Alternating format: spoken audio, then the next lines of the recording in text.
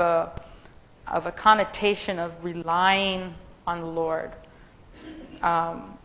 It comes from a Greek word.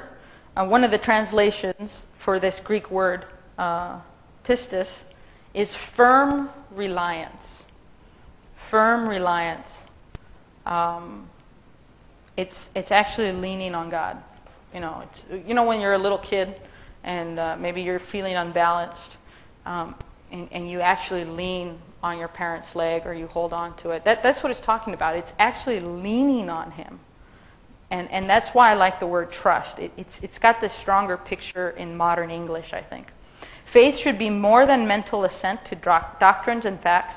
Faith should be a heart attitude of trust that expresses itself in righteous acts. And that's why I like the phrase, trust-grounded obedience. It kind of goes in with what Margaret was telling us this morning. That when we really trust, we just obey. Because we trust Him and we want to please Him, it will motivate us to obey. Our salvation is by grace through faith. And it is. And we're going to talk about that a little more shortly. But true faith produces the fruit of good works. All right. So here in verse 5 through 7, Paul is greeting the church at Rome. And he's talking about building this trust-grounded obedience among the Gentiles. Paul was called to minister to the Gentiles. So this letter is very, very relevant to us, non-Jews, the rest of the world. This letter is for us. His calling to preach to the greater world was from Jesus Himself. He says that in Galatians 1:1. And this letter is to you and me and will explain how the God of Israel has made a way for us non-Jews to be allowed into the kingdom. All right. Verse 16. We're not going to go through the whole chapter today. I promise. We're going to stop halfway through. Because these first few verses are pretty rich. For I am not ashamed of the good news, since it is God's powerful means of bringing salvation to everyone who keeps on trusting, to the Jew especially, but equally to the Gentile. Your translation, we're not there yet. Okay. Don't get ahead of yourself, Karina. Salvation for all.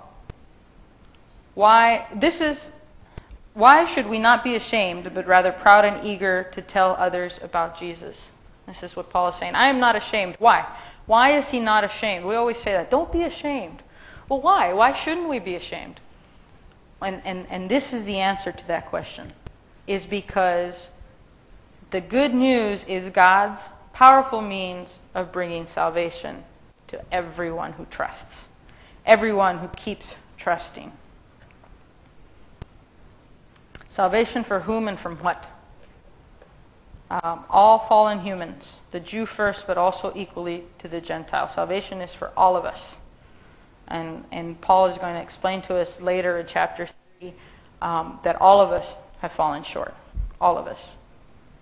And what are we getting saved from? We're getting saved from God's wrath. I think that's a question. A lot of people say, well, what do I need salvation from? I have a good life. I pay my bills. I'm good to my wife. What do I need salvation from? Well, if all of us have fallen short, all of us have earned God's wrath because He is righteous and He has to punish sinfulness. He has to. Why? Because He is righteous. He is, when we see something that's gone wrong, if we are good, we want to see somebody punished for doing something wrong. And that we get that from God. When He sees something wrong, He is compelled to punish it. The cool thing is, the amazing thing is, that He found a way to punish that. He took it out on His Son instead of us. And we just have to accept that He's already paid the price. And that's what we're getting saved from, God's righteous wrath. And next time we meet, he's going to go on in the next 14 verses about what it is that humans have done wrong and the wrath that they are going to incur on themselves if they don't accept the gift of salvation. How is one saved? By continually trusting God. We're not just supposed to trust Him for a little bit, for that when you say the prayer, when I'm in trouble, all the time. All the time. Just when you're a little kid. That's why it's faith of a child. You know, when you're a little kid, you have no choice but to trust your parents. Why? You have no means. You don't have a job. You don't have a paycheck. You don't know how to drive the car yet. And that is complete trust. And if they're good, they make sure that you've got clothes, that you've got food, that that your wound's taken care of when you scrape your knee, and that's continually trusting our parents, and this is continually trusting God. That's the level of trust we're supposed to have with Him. And trusting Him for what? Everything is the short answer. But we'll break that down as it comes up in the text. So here in verse 16, Paul says the good news is for everyone, but in your translations, it says to the Jew first. And this is kind of interesting. This may shock some people who have kind of just read over this. The gospel's for the Jew first. Paul lived this out. When you read the book of Acts, no matter where he went to the synagogue first. Always. And he told them, hey, I found Messiah. And then they threw him out. And then he'd go tell everybody else. And so what does this mean for us today? It means if the opportunity arises, it doesn't mean go run down to the synagogue. Maybe it does if God's called you to that.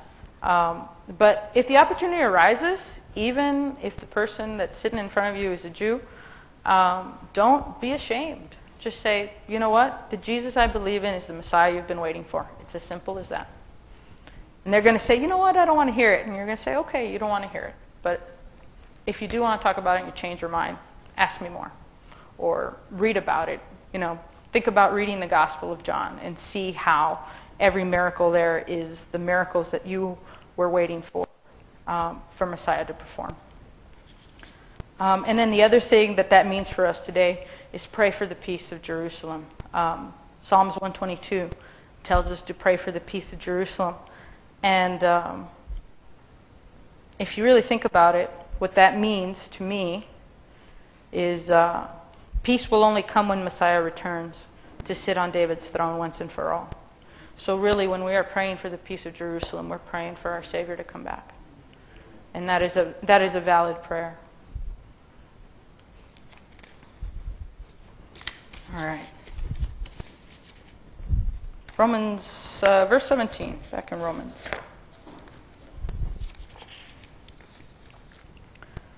For in it is revealed how God makes people righteous in His sight. For in what? For in the gospel is revealed how God makes people righteous in His sight. And from beginning to end, it is through trust.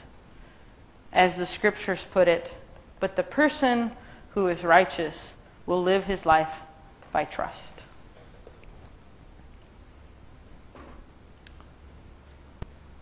The just shall live by faith, is what the King James says.